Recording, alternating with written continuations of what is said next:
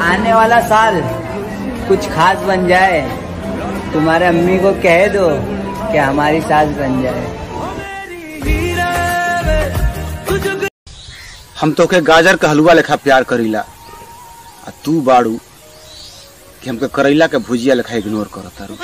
जिसने कभी सुकून ना पाया वो बाप है, दिन रात जिसने खुद को जलाया वो बाप है, और माँ ने खिलाई प्यार से बच्चों को रोटियां, पर रोटियां कमा के जो लाया वो बाप है। गुलामी सिर्फ तेरी मोहब्बत की करते हैं, वरना तेरा यार कल भी नवाब था और आज भी नवाब है। ए जी सुनी ना। का बोला ना। सपना देखनी अनु कि रउआ हमरा खातिर हीरा के हार लेके आइल बनी। तो फिर सुत जा आ पहिर लो।